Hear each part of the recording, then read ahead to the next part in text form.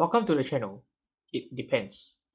Today, I'll be doing a review of the Google Pixel 8 Pro.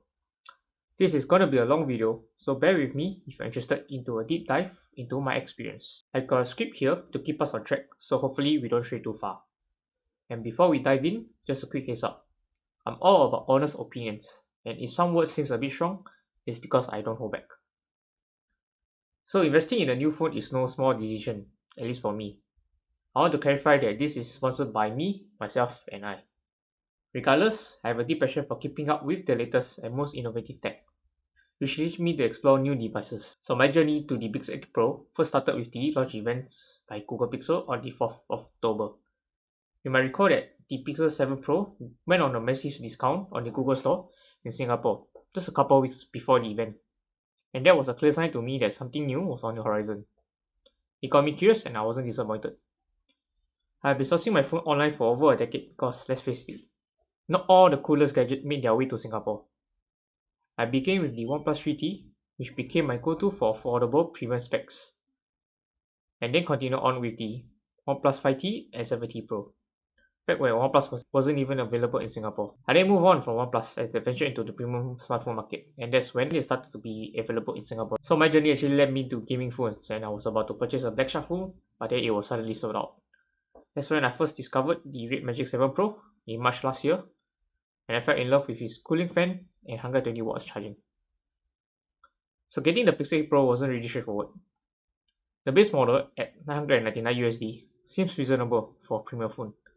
However, in Singapore, it hits $1,549 for the base model, which was way higher than my expectations. Obviously, we have to pre-order the phone first, so the most straightforward method was to buy directly from the Google Store. And in Singapore, this came with a $549 voucher for your next purchase. Surprisingly, US customers also offered the new Pixel Watch 2 for free. But in Singapore, the very watch now costs $549. However, the expected delivery date was nearly a month away if I was to purchase online from the Google Store. So, I'm not going to wait to get my phone in November. Alternatively, you could have also opted out for Lazada or Shopee, where you did get discount vouchers, but it never really beat the $500 voucher given by Google. Or some of you might try your luck by physically going to a store on or after the 10th. Though not everyone managed to get one stock of the phone due to the limited stock available. However, my goal was very clear. I wanted to get the Pixel 8 Pro in Bay, which offers storage up to only 256 GB. Thus the hunt for the best deal bargain I can find. And then I managed to snag a $400 discount by pre-ordering from Singtel. And therefore I'm able to receive my phone on the 12th. But looking back, the pre-order sales deals are all gone and better offers are actually available right now. But then I got to my phone faster than most people I hope. So in case you are wondering, I didn't really skip the unboxing video, but I haven't uploaded it yet. So maybe you'll see it soon, just maybe. So now let's go on to the heart of the matter. So after 2 weeks of using the Pixel 8 Pro, so if you ask me whether I like this phone, the simple answer is no, not really. Despite that, I'm still sticking it with my Pixel 8 Pro because not only I spent a significant amount of money on it, but I also wanted to give Pixel a fair chance. So hear me out. So there's a few things that I like about the phone. So first up is the display.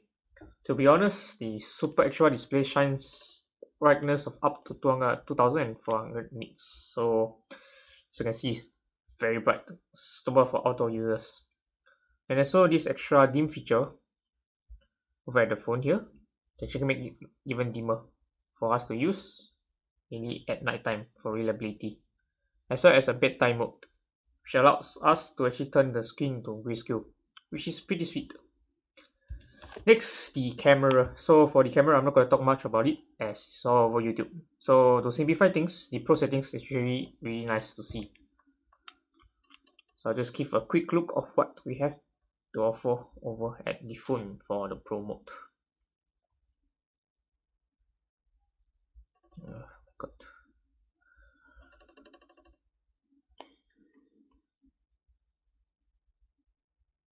So Pro mode, you can change the resolution to 50 megapixel, change the image to even RAW for you to edit yourself, as well as manual switching lens and other various stuff here in the settings here. Not very important, but yeah. So next you can see at the back here for only the Pixel 8 Pro, there's a temperature sensor, which is a pretty cool feature, although I don't have many opportunity to use it yet because it's quite limited. And some of the other features that I really appreciate using the phone can be found on the tip selection. So for those who own the phone, you can just go under Google and search for the tips by Pixel. So these are more or less what's new in the Pixel 8 Pro, this, and similarly in the Pixel 8 as well. So all the other features that I appreciate, I might have missed something out, but then I think I cover most of what I have liked already. So now let's talk about things that bug me first. So we have the Tensor G3 chip in the Pixel 8 Pro, which isn't really living up to its potential. I mean, for daily task users, it's quite well, it does work fine, but then it struggles with performance. So even after using it for 2 weeks, it's still heating up, which isn't great. So you can't really feel the heat if you're using a case, which I suppose does solve the issue. But then the issue of the heat also affects charging. So even though this phone supports 30 watts fast charging, I'm not experiencing the fast charging speed as often as I want. And usually you get around 10 watts, especially when the phone gets hot, you slow down even more. And then charging can actually take ages. I came from a device that charged like 120 watts. So that's like 0 to 100% within 30 minutes. So it's a major disappointment for me. I know some of you may say there's something called the active battery, but they're just not suitable for my use case. I just want it to be able to fast charge to me to get out my phone quickly to reach 80% and not wait for at least an hour. So next on the always on display, which is frankly a letdown. So it's already 2023 and Android has finally get this feature, or Android 14 specifically, but then the lack of customization is just pretty sad. To make things worse, I'm one of the lucky few who have experienced decolorization of the screen I mean, making me question the value of stock Android. Is it premium? Definitely. What's the value? Not by a long shot. So you can see over here, there's some yellow hint over here. So it does affect by the lighting, surround lighting. So over here you can see as it go darken a bit, seems to get a bit of the pink hint and a bit of the yellow as you can see from the side. Let's try again. You can see these color changes here. Not sure if it's reflected clearly on the screen, but yeah. So is this an issue with the hardware or software? I've tried to reach out to Google and their service center, but then they can't pinpoint this issue, which is pretty frustrating.